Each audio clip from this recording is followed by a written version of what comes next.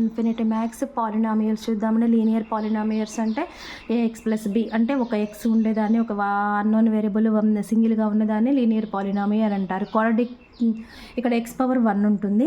Quadratic polynomial అంటే x square ఉంటుంది. ఇక్కడ ఏ నాట్ ఈక్వల్ టు 0 మళ్ళీ ఏ 0 అయిందనుకో ఇక్కడ మళ్ళీ లీనియర్ అవుతుంది.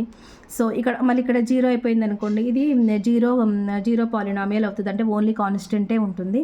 క్యూబిక్ పాలినామియల్ అంటే a into x cube plus b x square plus c x plus d, a not equal to 0.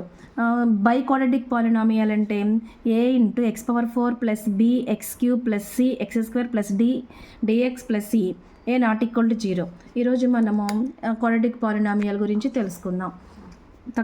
Quadratic polynomial problem చేసుకుంటా ఇంకా ఎక్స్ప్లెయిన్ అనేది అక్కడ ఎక్స్ప్లెయిన్ చేసుకుంటా చెప్తాను, లేకపోతే వీడియో లెంత్ పెరిగిపోతే కొంతమంది చూడలేరు. పాలినామియల్స్ క్వాడ్రాటిక్ పాలినామియల్ అంటే a x square plus b x plus c, a x square plus b x c. దీని యొక్క జీరోస్ ఏమో ఆల్ఫా కామా బీటా అనుకుందాం. అంటే ఇప్పుడు ఆల్ఫా కామా బీటా అంటే sum of zeros is equal to alpha plus beta. అప్పుడు ఈ ఈక్వేషన్లో minus x coefficient by x coefficient by x square coefficient. ఇక్కడ ఎక్స్ కోఎఫిషియంట్ వచ్చేసి minus b by a alpha plus beta, product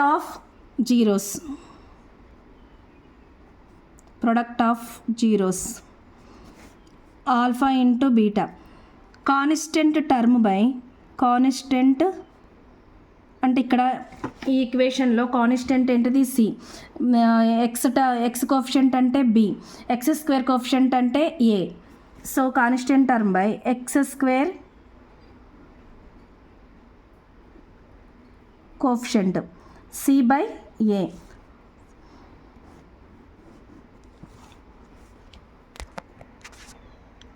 next వీడియోలో వీటి యొక్క problems చెప్తాను, అప్పుడు మీకు ఇంకా ఈజీ అవుతుంది. చాలా ప్రాబ్లమ్స్ నేర్చుకుందరు కానీ